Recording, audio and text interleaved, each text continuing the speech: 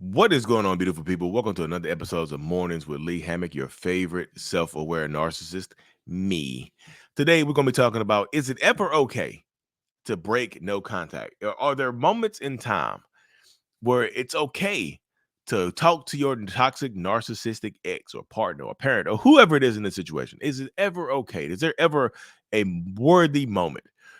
Before we hop deep into today's episode, y'all, make sure to check out my courses and my support groups over at courses.mentalhealness.net. That way you can get around people who understand what you've been through, talk, chat, all of that good stuff. But yeah, narcissistic people, no contact. Okay, if you don't know what no contact is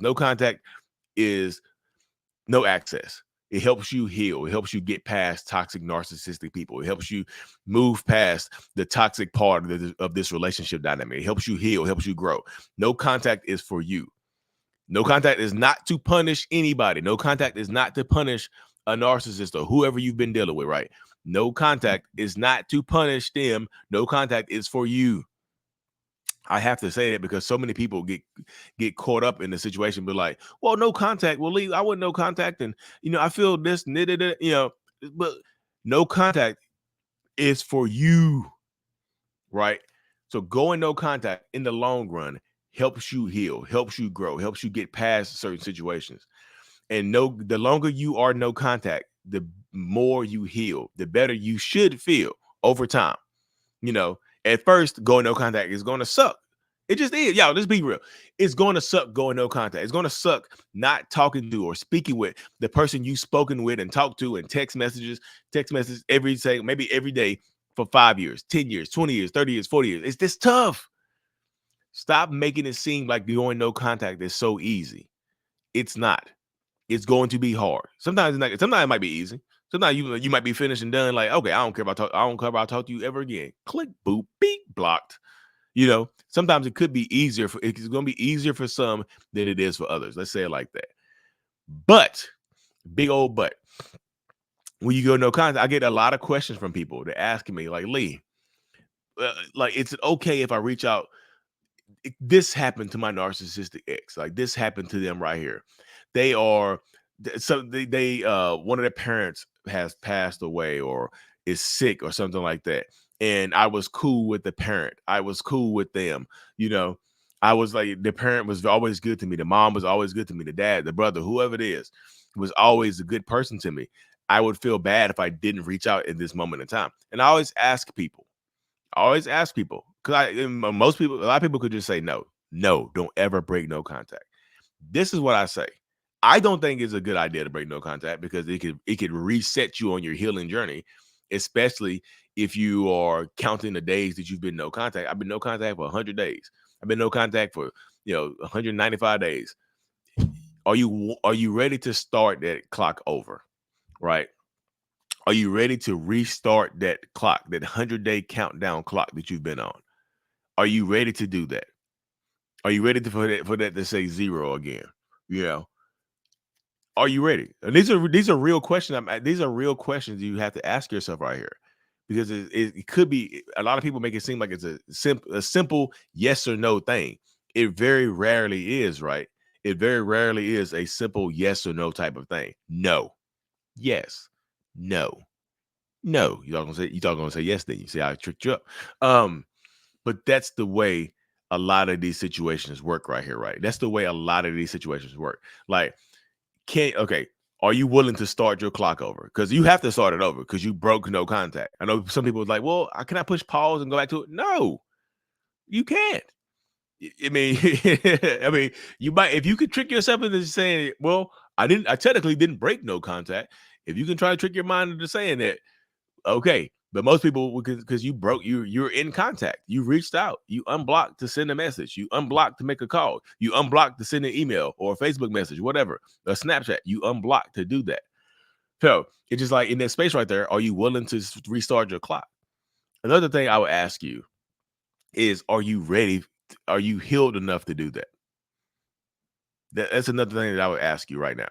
Are you healed enough to talk to this person, reach out to this person, and are you healed enough to reach out to this person and talk and have a conversation, or just send this message without falling back into the trap? without these old feelings being delved back up, being brought back up, and whatnot. Are you ready for that right there? You know, are you ready for that right there? Because like, if you're not, then don't break no contact. If you think talking to this person or texting this person is going to bring back so many memories, these memories are going to hit you like a wave, and um, maybe it's gonna like rekindle something that you might have been dying. Is this watering the wilted toxic rose of your relationship, your past relationship? The little toxic rose, the little toxic rose from what was it, Snow White or Cinderella, whichever. I think it was Snow White, the Seven Dwarfs. When Snow White was asleep. The little toxic rose from Snow White was Snow White. One of the versions I seen of Snow White, like she grabbed a rose and the rose had a thorn on it and it made her go to sleep. Right, that's a toxic rose. So your relationship could be a toxic rose that's wilting and dying because you went no contact. You're no longer watering it with toxicity. You're no longer watering it with narcissistic supply or validation. Right. So with breaking no contact, be pouring water on that toxic rose. With breaking no contact, be feeding that toxic rose to rekindle it, to have it start to grow again. You know, are you strong enough to do this right now? Are you mentally, emotionally, physically strong enough to break no contact, to say, hey, I'm, to reach out to this person in their time of need? If they are sick or their parents are sick or whoever is sick, you hear that they got hurt or something like that. You hear that they got a promotion or they graduated from school or they're progressing in life. Is it possible for you? Are you strong enough to do that? You know, because some instances, like, you're going to feel like you need to reach out because you're going to, like, I'll say this as well. Are you going to regret not doing it? Are you going to regret not breaking no contact to reach out to them and show some empathy to them if their parent has passed away or their dog got hit by a car or their cat ran off or something like that? Oh, my cat don't run off. I don't jinx myself. Are you going to feel guilty about it later on? Because some people, like, this is one of the catch-22s right here. You might feel guilty about not reaching out, but you also gonna feel guilty about doing it. You feel good about just like, oh, I'm still an empath. The empathy's still there. The empathy's still there. You kind of checking your blood empathy level.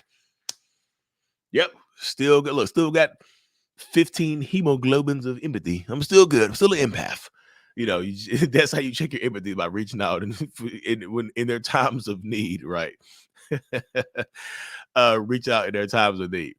You're still an empath. You still have empathy. You're still a compassionate person. You're still a good person, whether you reach out or not. I'll tell you that right there.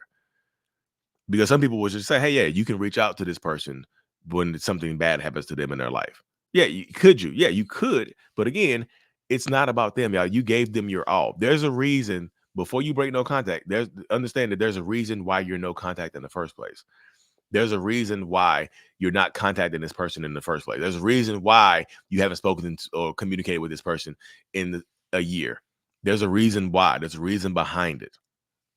So could there be a possible valid reason to break no contact? There could be some validity to it, y'all. Of course, like I said, you could still be close to other family members and friends, and you could feel like it's going to ostracize you, but you could feel ostracized if you don't reach out. Like, damn, Lee didn't reach out. Like, Lee didn't reach out at all. I know y'all had some stuff, but like he didn't reach out to me.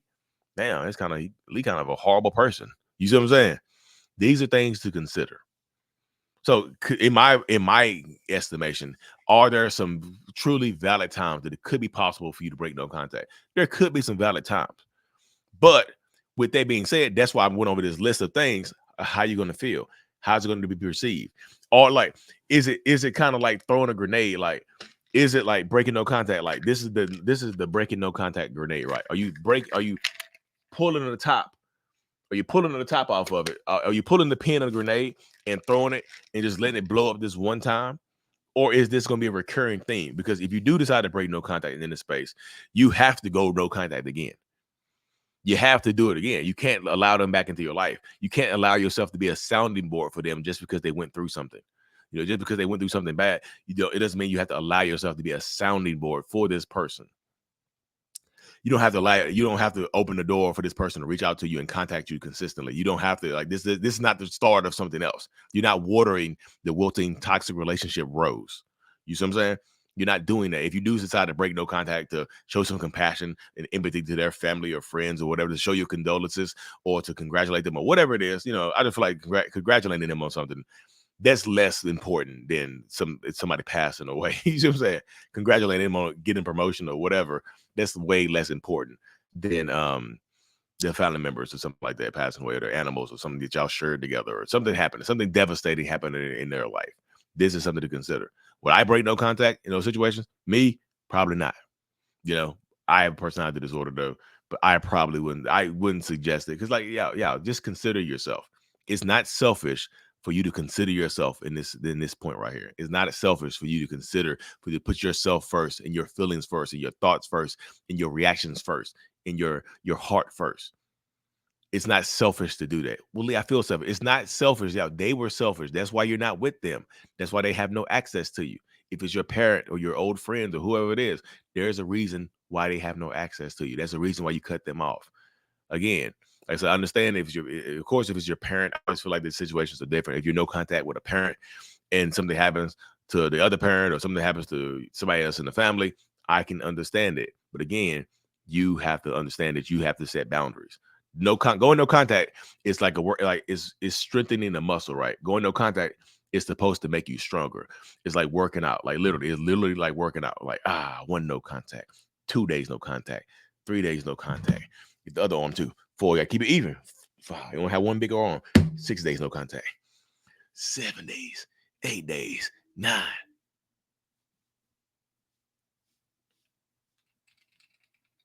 10. Anyways, y'all, I hope y'all enjoyed this video. If you made it to the end, and if you're in the Washington, D.C. area, on September the 14th, we have our first in-person workshop in Washington, D.C. on the 14th of September. You can find more information about that at mentalhealness.net/events. Get registered up. It's in the comment. It's going to be, the link is going to be pinned in the comment section, and also in the description of the video as well. mentalhealness.net/events. Thank y'all for tuning in to another episode. I appreciate every single one of y'all. Subscribe to this channel, and I will see y'all. Mental Healness is out.